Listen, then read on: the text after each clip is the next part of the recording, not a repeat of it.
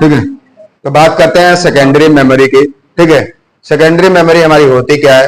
तो जो भी डेटा हमारा होता है जब एक बार सेकेंडरी मेमोरी में जाता है तो उस डेटा पे लाइट का कोई इफेक्ट नहीं पड़ता, चाहे हमारा कंप्यूटर सिस्टम ऑन हो चाहे ऑफ हो, डेटा हमारा उसी तरीके से वहां सुरक्षित रहेगा जब तक यूजर नहीं डिलीट करता है। ठीक है, इसमें कई सारी मेमोरी हमारी आती है। जैसे पहला हमारा मेमोरी था मैग्नेटिक टेप। मैग्नेटिक टेप हमारा क्या था? एक हमारा कैसेट था। ठीक है, इन कैसेट्स में रील्स लगे रहते थे, जिन रील्स में इलेक्ट्रोमैग्नेटिक वेव विद्युत चुम्बकीय किरणों के माध्यम से डेटा को स्टोर किया जाता। ये जो डेटा हमारे थे ये ऑडियो फॉर्मेट में डेटा को स्टोर कराया जाता था। तब हमारे पास टेप रिकॉर्डर आते थे, उन टेप रिकॉर्डर्स में इन कैसेट्स को लगाया जाता था और हमें ऑडियो फॉर्मेट में डेटा सुनाई देता था। हमारे पास कोई ऐसी डिवाइस तब नहीं थे जहां हमें वीडियो फॉर्मेट में डेटा को स्टोर करने की आवश्यकता पड़े। ठीक है, यह हमारा केबीज में डेटा को स्टोर करने का काम करता था, हमारा काम तब चल जा रहा था। इसके बाद हमारा आया सीडी, जिसको हम कंपैक्ट डिस्क के नाम से जानते हैं। सीडी एंड डीवीडी दो चीजें आई, जैसे कैसेट्स आपको रखा गया है। ठीक है, यह सीडी एंड डीवीडी जो हमारे यहाँ है इनमें डेटा को हम क्या कर सकते थे? वीडियो फॉर्मेट में भी डेटा को स्टोर कर सकते। डीवीडी की जो मैक्सिमम क्षमता थी वह 4.7 जीबी तक के डेटा को स्टोर कर। ये डेटा को स्टोर कैसे करते हैं? तो इनमें क्या होते हैं? स्पाइरल्स बने रहते हैं। इन स्पाइरल्स पे लेजर की किरणें डाली जाती थी। जो लेजर की किरणें क्या करते थे? इन स्पाइरल्स पे माइक्रोन होल्स बना देते। जो हमारा एरिया लेजर की किरणों द्वारा जल जाते थे इन स्पाइरल्स पे, उनको हम माइक्रोन होल्स के नाम से जानते थे, जिनको हम पिट एंड लैंड के रूप में जानते हैं। यह भी डेटा को जो होता है वह हमारा 0 एंड 1 के रूप में स्टोर करता है। डेटा हमारा डिजिटल फॉर्मेट में ही स्टोर होता है।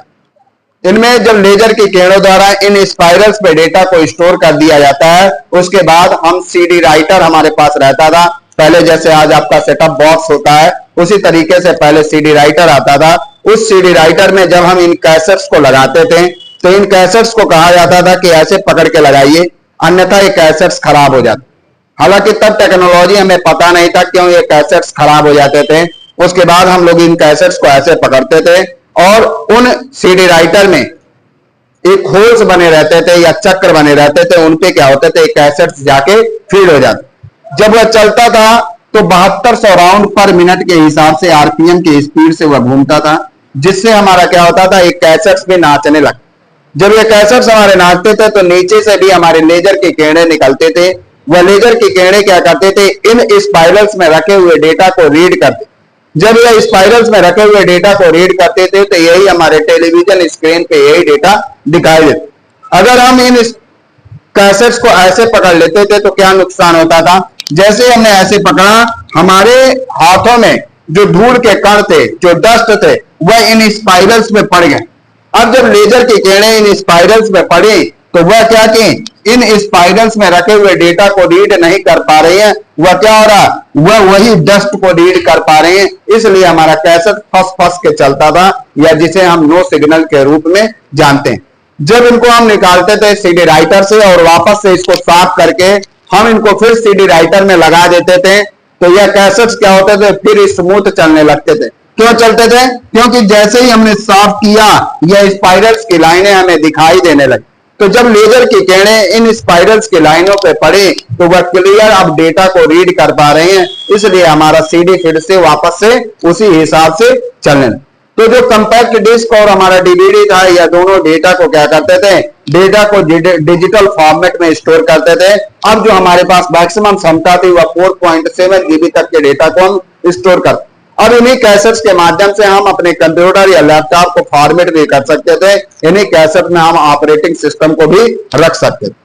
इसके बाद हमारे कई सारे डिवाइसेज आए, जैसे हार्ड डिस्क थे, एसएसडी थे। ठीक है, हार्ड डिस्क हमारा ये भी स्पाइरल्स के माध्यम से ही डेटा को स्टोर करने का काम करता है। यह हमारा क्या करता है? एचडीडी जो हमारा था यह एक प्लास्टिक का मोटा जैकेट्स होता है जिनके अंदर इन्हीं स्पाइरल्स को फीड कर दिया जाता है, जो ट्रैकों के माध्यम से डेटा को स्टोर करते हैं और उन्हीं में डेटा को एक्सेस भी करते हैं। इसके बाद हमारा आया न्यू टेक्नोलॉजी पे जो डेटा को स्टोर करने का आया, वह हमारा था एसएसडी, सॉलिड स्टेट ड्राइव। यह हमारी फास्ट क्यों है? क्योंकि ये चिप बेस्ड टेक्नोलॉजी पे काम करती है। चिप बेस्ड टेक्नोलॉजी पे काम करने के नाते जो डेटा यहाँ एसएसडी में रहता है वह कंप्यूटर सिस्टम तुरंत एक्सेस कर लेता है। इसलिए आज की जो टेक्नोलॉजी रही, कंप्यूटर अगर हमारे काफी फास्ट चल पाए तो यह एसएसडी की भी देन रहे। आज हार्ड डिस्क वाले कंप्यूटर को यदि आप ऑन करोगे तो कुछ समय लेगा ऑन होने में या डेटा को एक्सेस करने, लेकिन अगर हमारा एसएसडी बेस्ड कंप्यूटर है तो वह कंप्यूटर हमारा तुरंत खुल जाएगा, क्योंकि यहां से डेटा को एक्सेस करना आसान हो।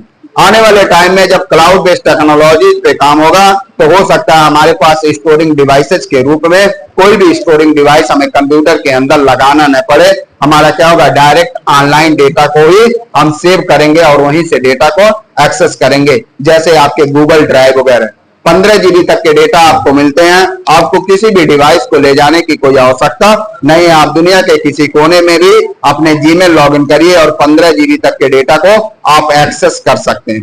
ठीक है, तो इसी तरीके से हमारे सेकेंडरी मेमोरी हैं। तो जितने भी हमारे डिवाइसेस थे जो डेटा को स्टोर कर सकते हैं वह सारे के सारे हमारे सेकेंडरी मेमोरी में आते हैं। जैसे पहले कुछ डिवाइसेस चलते थे, फ्लॉपी डिस्क वगैरह थे, अब तो हालांकि फ्लॉपी डिस्क वगैरह नहीं है।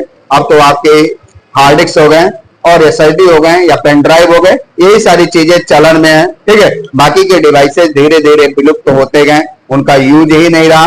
तो बाकी के इन सब, जैसे आज सीडी डीवीडी की बात करेंगे तो एक समय प्रचलित थे, मूवियां वगैरह देखने के लिए इसको यूज किया जाता था। लेकिन आज क्या है कि आज आपके पेन ड्राइव हैं तो पेन ड्राइव में ही डेटा आ जाते हैं, या फिर ऑनलाइन डेटा हम सेव कर लेते हैं क्लाउड के माध्यम से।